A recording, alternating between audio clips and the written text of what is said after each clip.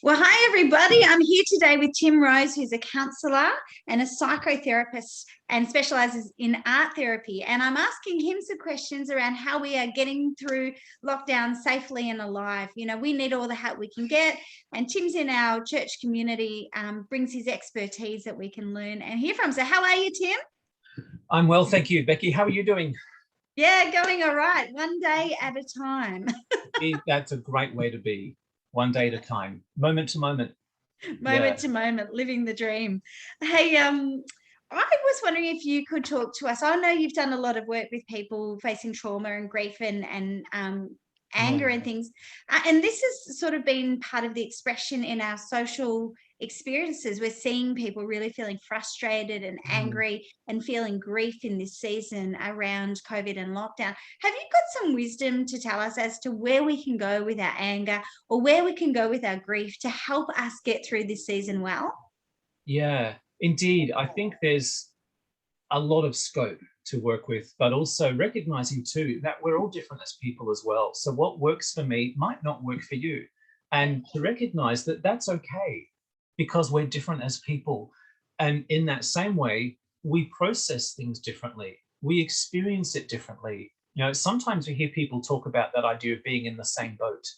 And it's true to some degree, but I like to nuance it a bit more in recognizing we've been through the same shipwreck or sinking perhaps, and we're in different types of boats.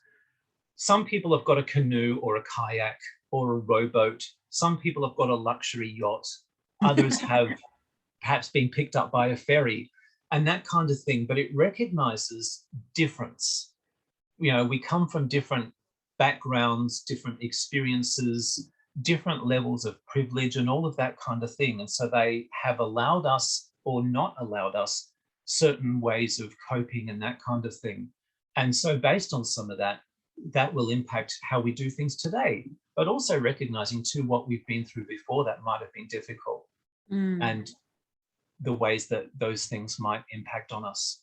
Because sometimes grief catches up with us, doesn't it? Like our grief today reflects on grief from the past. It can, but also when we encounter someone else's grief, it can trigger us in our own. And, you know, there's this idea sometimes that grief is something that I will finish dealing with and then, you know, I'll put it away in a box onto the shelf and it'll stay there. But in fact, it's not. It's something that tends to remain alive and have some energy to it and will re-emerge at times. But that's normal. And it's okay too that happened, but it's about how we respond to that. And I'm conscious that sometimes we have this idea that unless I'm happy all the time, something's wrong. But that's just unrealistic because life isn't always like that. We encounter things that we don't like, things that are difficult, things that make us feel down or sad. Other times, things make us feel mad or frustrated or whatever. Other times, things make us feel great or enable us to experience awe and things like that. So it's really a roller coaster of all of these things. And so it's normal to have lots of different experiencing. And so in many ways, it's about riding that and allowing a free flow of all those different feelings and experiences to come through our lives and recognizing too that they don't all last forever. Yeah, because that's a really important element actually to this conversation where we can't see how is this year going to play out? How is the COVID thing going to play out? And sometimes we feel like this might be the rest of our life, but our feelings aren't like that, are they? They do come and go as we come and go through. Yeah. And sometimes too, our feelings don't tell us the whole truth or all of the truth. Sometimes it's only part. And that's why it can be helpful to not act only from our feeling, but sometimes to sit with, I'm feeling these things, but then also consider what might be happening or what other information might be helpful, rather than just going, oh, I feel this, so I'm going to do that then. Sometimes we can jump the gun perhaps, or not sit with something. You know, certain feelings we have, like feeling hungry, feeling cold, we get up, we put something extra on, we have something to eat. But let's say, for example, if you're unwell and running a fever, you feel cold and put some extra layers on, and other people in the room are going, it's really warm in here already. Do you like, and it can alert us to maybe something is out of balance or not right. But other times too, where that feeling or sensing might require more.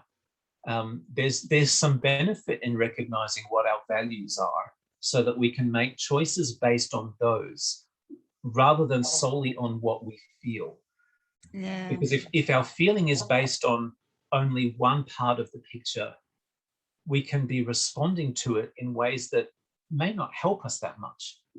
That's a really great point, because I think about anger. I have a natural feisty nature when I feel under pressure, under attack. Believe it or not, I blame my Italian and Scottish heritage. I figure one or the other has passed that on to me. But I'm ready to fight. Say I'm a fighter, not a There's lover. lots of passion in either of those. That's exactly right, and you get the good with the bad, don't you, in your heritage? But yeah. Curiously for me, like I recognize that sometimes my anger will want me to behave a certain way, but that it's in actually contrast with my values. Yeah, sometimes it can be. I think one of the dangers too is our feelings are complex, and sometimes they can have a lot of energy with them. But I'm aware too that sometimes we have this idea that certain feelings are positive or helpful, and other ones are not positive and unhelpful. And unfortunately, anger is often put in that basket. The naughty box. Actually, yeah. Oh, that's a bad thing. Push it away. When actually, anger is an important, whilst very strong and very energetic emotion, it's an important one for us to have. And when we can work with it in line with our values, we can achieve some really great things. But it can also be a catalyst into doing other work that can be really important as well. But acting off that emotion only and in the moment can be really dangerous. There's a really lovely example that we see when Jesus flips the tables in the temple. That response isn't immediate in the moment. Jesus is at the temple the day before and goes away and considers what would an appropriate response to this be. And he goes back with a plan in mind. It's not him walking in going, this isn't okay, I'm going to flip the tables. He goes not a reaction, a response. Yeah. And that's really key in that. But recognizing too, as I said, anger has a strong energy to it. It can be really powerful. And for some people, that needs to be expressed in physical ways. So, some people might go for a run, hit the gym, spend some time, on a punching bag or something like that. Yeah. Other people need to think about it and consider what it means, what it's about, and that kind of thing. And so understanding how you are as a person can be really helpful that way. And to then be able to plan or sort of recognize from that, do I need to do something physical that can express this energy in helpful ways? Now I've got that energy out, I can sit with what that feeling's about and possibly the cause for it, and work out now how I respond appropriately now that the energy's taken care of, which can be really helpful. But recognizing too, when we are struggling with a feeling, spending time denying it, pushing it down, pushing it away, trying to distance ourselves from it or get rid of it is actually spending energy on it too. And that may not be the best investment. Sometimes, really, it's interesting you say that. I think about my, like if I'm trying to shut, particularly with homeschooling, if I'm trying to shut the energy down to try and keep the calm in the house, which is some days, I've noticed I dream more, and I have flight or fight in my dreams. I wake up and the adrenaline's pumping through my body like flight or fight. And I think, I'm not doing enough to burn this energy that's worrying me. Do you know what I mean? Yeah. A lot of what we experience can show up in our dreams and experiencing. I'm having wild dreams, trust me. Yeah. But that pushing away and wasting our energy in many ways, because there's no guarantee of success. Whereas if we can create a place of welcome that, might say, I'm allowing this feeling to come and sit here. Yeah. I sometimes talk with clients I'm working with about imagining themselves sitting on a park bench or somewhere that's meaningful and connects them with who they are and what they would prefer to be doing and demonstrating in life. And consider the idea of imagining their difficult experience or difficult feeling coming and sitting next to them, and creating a place where you can observe what that is and learn to coexist with it. And, there's this idea that we have a shadow side.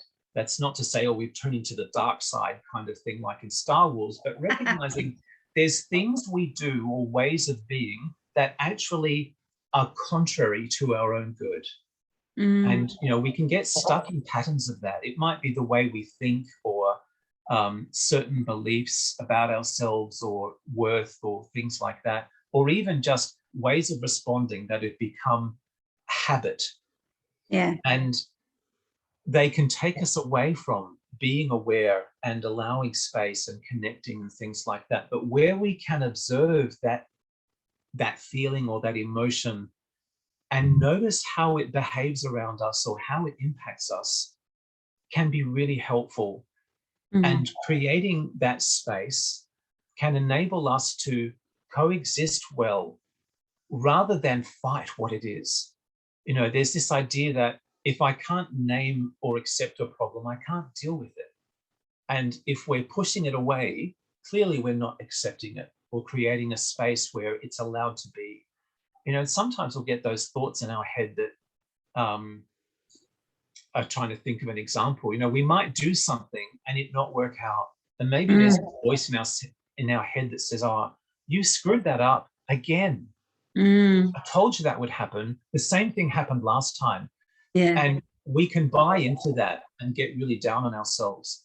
Whereas when we can recognize what might be at work there and become aware of, I'm hearing that voice in my head that says, you're going to screw this up. But at the same time, acknowledge that, but also make choices around it. So internally, I might say to myself, I hear you there. And I know that you've experienced that before, but I'm actually going to do this anyway. Thank you for your input. I hear you, but this is what I'm going to do. And that can be really helpful in terms of getting to know that shadow part of ourselves that might trip us up or not have our best at mind sometimes. But remembering too, those parts of ourselves that do that, they're doing it for a reason. And in their own way, they're trying to look after us. Yeah. And, being able to acknowledge that as well can be really helpful. That's so good. Such a great thought. And I think, in some ways that making friends with ourselves and our shadow side and being able to live at harmony and peace within ourselves is a really important thing that you're pointing to. That leads to Shalom, and I've talked about Shalom before, this idea of the well-being in our whole self. Not that everything is okay, but that we are at peace within as we live it through times that are trying and difficult. Yeah, it is indeed. And I know I've told you before that idea of Shalom isn't about peace in the absence of difficulty or of discomfort or whatever life brings our way. It's not in the absence of COVID or in lockdown or those kind of real things that we experience, but it is in the presence of, in the midst of. And that's what happens in the boat on the storm on the Sea of Galilee. That's what happens when Job is sitting in ashes and those kind of things. That's, I know God is with me and that I'm okay in the midst of. I can experience peace and the knowledge that God is with me despite the fact that there is a hurricane around me in terms of what life is throwing at me right now and that kind of thing. And that can be hard to remember sometimes, but helpful in that knowing you are not alone. Yeah. And I think I remember my mum saying after their first baby had passed away when they were a young married couple, she said, I don't know how I got through this, but I'm certain that I was right in the center of God's will and he was around me and he held me in that storm. And it was the most lucid thing actually she'd ever said to me, and it stayed with me so strongly, because it is that sense of that even though the hurricane was around them and there was so much grief and loss, God was around them too and within them and held them together, which was amazing testimony. Yeah. Yes. Hey, Tim, I'm wondering if you would like to give us 3 thoughts of best practices. Now, I've heard you say everyone's different. So with that being said, and we accept that, what are 3 really good things that we can do to help us get through it, with a healthy mind and spirit and emotions in this time of change and roller coaster, or corona coaster, as people like to call it. Corona coaster, that's a good term. That's a good one, isn't it? I'll make a note of that. Corona coaster. I put my corona on a coaster. I guess, firstly, do what centers you. If there's things that you know that work for you, do them. Yeah. At the same time, if it doesn't work, don't keep trying. Yeah, okay. You know, if something's not working anymore, that's okay. That might be temporary. It might be longer term. But it's important that, you know, I'm conscious that we feel run down, we're tired, we're stressed, we're sick of being in the same space, and, you know, certainly the same 4 walls that we look at day in, day out, and that kind of thing takes its toll. Yeah. But amongst that, try as best you can. I'm not saying be perfect at it, as best you're able. Do what's normal or consistent for you. Maintain some good routines. Yeah. Now, I know routines can be mundane, but where we're doing what's normal and experiencing that as best we can, it helps other things work better in life. Yeah. And that can be good for our body systems too. Yeah. So that our bodies are at least able to, oh yeah, I recognize these things. This is the normal everyday stuff that we do. It's good. But also in that, be conscious. And that's not just individually either. That's as couples, as families, you know, as best you can. Now, I'm conscious limitations in terms of distance and what we can do and things do affect that. And in some ways, where we can't do those things, perhaps consider if there's a way that you can simulate it. So, for example, if you're really missing Friday night dinner at mum's place, where the family gets together and you've got 2 or 3 generations, if that's not possible right now, perhaps consider, if it is possible, to perhaps talk with each other in advance, prepare the same kind of meal, and sit down with a computer at an end of each table where you can Skype, FaceTime, or Zoom each other and sit and enjoy the meal together. Now, I know it's not the same, but a simulation of it that is better than nothing. And those kind of things can help. And also, I think you feel empowered when you make a choice. I'm going to do the best I can to simulate it. It is empowering rather than, oh, we can't do this. Like, it does lift you to be able to take charge of your circumstances rather than feel powerless, doesn't it? Yeah, it can be really beneficial in that regard. And, you know, again, too, another part of it is recognizing capacities. I know we've got limitations put on us by, you know, authorities, but at the same time too, that affects our own capacities as well. You know, if we've broken a leg, there's certain things we can't do. I can't go ballroom dancing on a broken leg, or I can't walk the beach, or whatever it is. And so at the moment, we've got limited capacities in some regards. And with that might also come the need to lower our expectations, especially on ourselves. You know, if you're someone that has the view that I have to give 120 or 140% of myself at all times without fail, I'm a bad person if I don't. I have to achieve X amount every day, or whatever it be. Right now, those things might be really unrealistic, and we might need to reassess those in light of what can I actually manage today. There's some research came out a few years ago, and people would be welcome to Google the idea of spoon theory. But it's this idea that came about. Not eating through lockdown. No, not eating, of course. To do with spoons, yes. Doesn't matter what's on the spoon so much, but this idea that, let's say, for example, each day you have 10 spoons. Now, getting up, getting ready for work might take 3 spoons. That leaves you 7. Depending on how you're doing in yourself with your own mental well-being, that might take another couple of spoons. Maybe the stress of having to do homeschool as well takes another couple of spoons. Investing in your relationship with your partner or family takes another couple of spoons. So in some ways, before the day's even started, you've gone through 8 spoons, and that leaves you 2. And so sometimes it's about recognizing what is important or a priority right now or today, and adjusting life to allow that and focus on what's important. Now, sometimes that's choices around, do I spend that couple of hours doing this, or do I invest that elsewhere? Do I continue to put off that call I've been wanting to make and haven't allowed time for, or do I draw a line and say, no, I'm doing that today? And attend to our care in that way. That part of that is self-care, but also attending to what matters or what we value in that moment. And you know, sometimes there's things that can wait. A pile of dishes can sit there a bit longer. You know, as long as they can. there's no one, I testify. as long as no one's bleeding to death or there isn't something super urgent like that, we can make some allowances. And, you know, it's important not to push ourselves.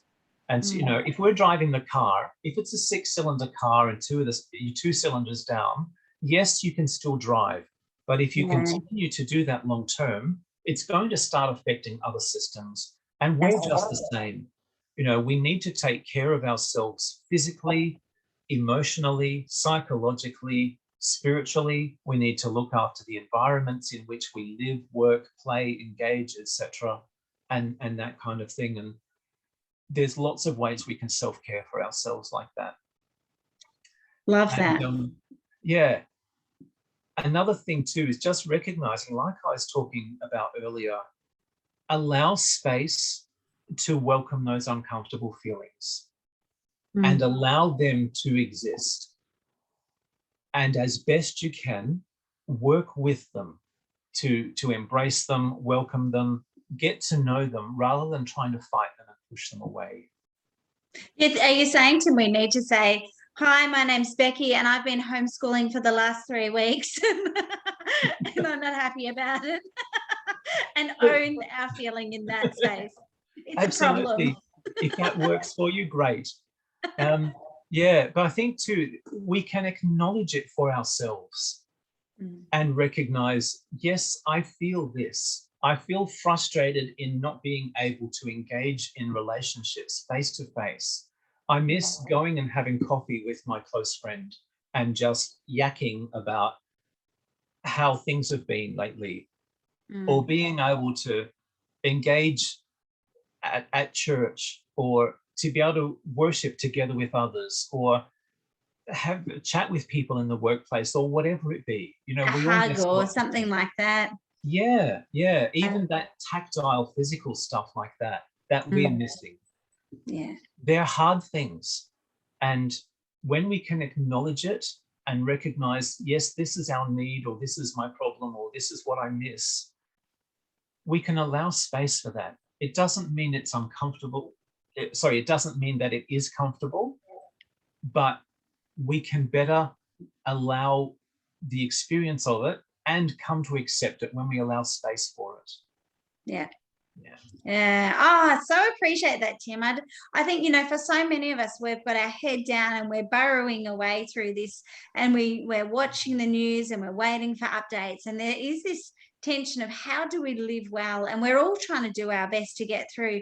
And yet I think somewhere in the midst of that, you know, learning some skill. We're not skilled for this kind of a crisis. We're not set up well for this kind of a crisis. And mostly when we have our own crisis, there's networks around us that can support us. But while everybody is in crisis together, these are things we need to learn the skills for. And so I'm so grateful for your time and your wisdom in being able to share some of this stuff with us. Is there anything else you're busting to say?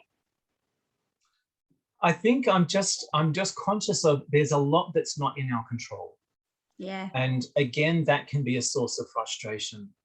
But where we are able to, and with recognizing too, those realistic things that are or are not in our control. A lot like welcoming that difficult feeling.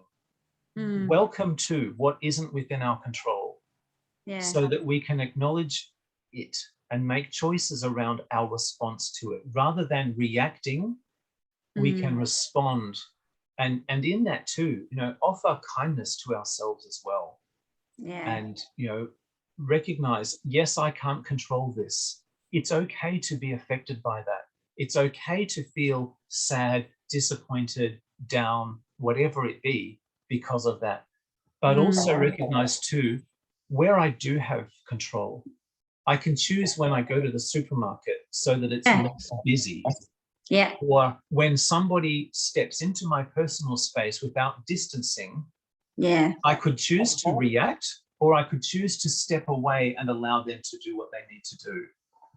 And simply allow that to be. I think even things like how much we watch the news, if it upsets us, or how much we read socials, or how much we invest in the negative machine. I mean, we have a lot of choice around that, and we can easily get sucked into the plug hole of all that negativity, and it really feeds us. And then I think we forget we have a choice as to whether we take our frustration out on the people in whether it's our household or our neighborhood or whatever. But we have choices around all that stuff, and we are actually, by naming it, we then allow ourselves the ability to act how we want to be, rather than just out of reaction. That's what you're saying. Absolutely. Yeah. If you think, social media and the media in general is really a kind of coercive control. Yeah. It's be upset about what I want you to be upset about. Yeah. And we don't need that. Yeah, I think Drew said it in his sermon 2 weeks ago. He said, the media is not trying to help you through this time. It's got a job to do, a story to tell, but it's not necessarily your friend. Or he said something like that. And it stood out to me, because I thought, not that I want to be skeptical, particularly of the help messages that are coming out. We do need to hear them. We need to understand them, but not to spend our time and our days being friends with the media, because they're not necessarily being friends with us. No. Yeah. It is a very coercive, the media is very coercive. And, exercise wisdom in that. If home is your sanctuary and you don't need beamed into your living room how the world looks like and feels like a horrible place right now, don't have it on. Put boundaries in place. Or at the same time too, if there's certain news you do need, go to a reputable source that conveys that to you without an opinion about it. A journalist, not an opinion piece. Is that right? Yeah. And that kind of thing. So that, it's really about exercising wisdom in that, choosing what voices you listen to or what will be of importance to you, but also do that in alignment with your values, your own ethics, and things that are important for you. I certainly think, Tim, if I read as many Psalms, the amount of time in the Psalms each day as I spend reading news articles, so the balance of voices around lament and grief and hope and faith, I would probably feel a whole lot better if I was reading as much of the Psalms as of the media stories. So there's something really in that for all of us. So I'm really conscious that as we wrap up, that people may still need help. We want to encourage people, if you need help, please do get in touch with health professionals. Please don't forget that Lifeline exists and is a really important connection. Please remember your pastors are still online, still working, still accessible, and people like Tim, are out and available to contact and make appointments with. And so, we want to encourage you to go well through this season, body, mind, and spirit. Thanks so much for joining with us, Tim. God bless you as you do your ministry, and thank you for your wisdom and your godly advice to us today. Great. Happy to share and engage. Thank you.